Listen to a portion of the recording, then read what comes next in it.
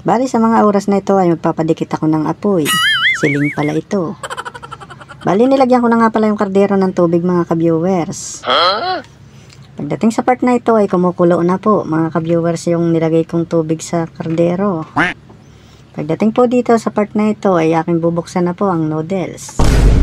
Ay hindi pala noodles, kung hindi kanton, kung ano man po ang tawag din sa inyo. Gago! Bali ganito nga pala ako magbukas ng kanton, parang chichirya lang po mga ka-viewers. Kung bubuksan. Bali nilagay ko na nga pala dyan sa kumukulong tubig na yan ang kanton mga ka-viewers.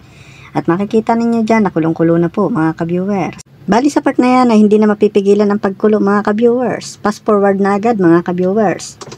Bali sa part na ito ay sinala ko na nga pala dyan mga ka-viewers. Ang kanton na ito.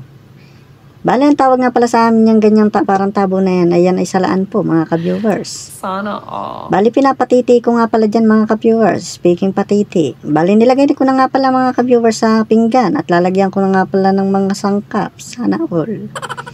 Bali mga ka-viewers, ang sangkap nito ay sari-sari naman. May tuyo at may langis pa. Hindi ko malaman. Ba't may ganito pa? Bali dito nga pala sa bidyong ito ay mapapatakam kayo. Pero masarap talaga ito.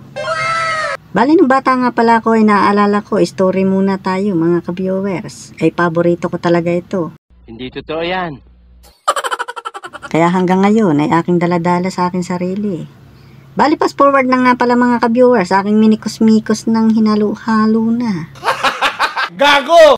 Kung ano man po ang tawag niyan sa inyo. Mas masarap pag hinahalo mga ka-viewers. Sino dyan ang mahilig magkalo?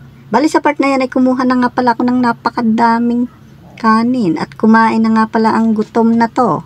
2 beses na yan! Dahil sa part na ito, ako nga pala ay nagkamay na mga ka-viewers. Masarap nga pala magkamay mga ka-viewers, lalong-lalo na kung ang ulam mo'y kate.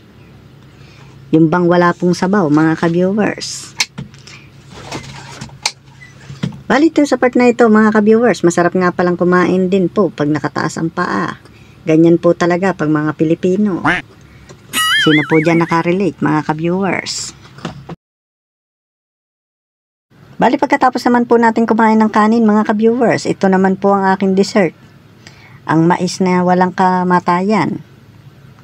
Bali ang sarap nga pala ng kagat ko dyan mga ka-viewers. At oo, tama po kayo. Napakatamis po ng aking mais. Mais pala ng kapitbahay.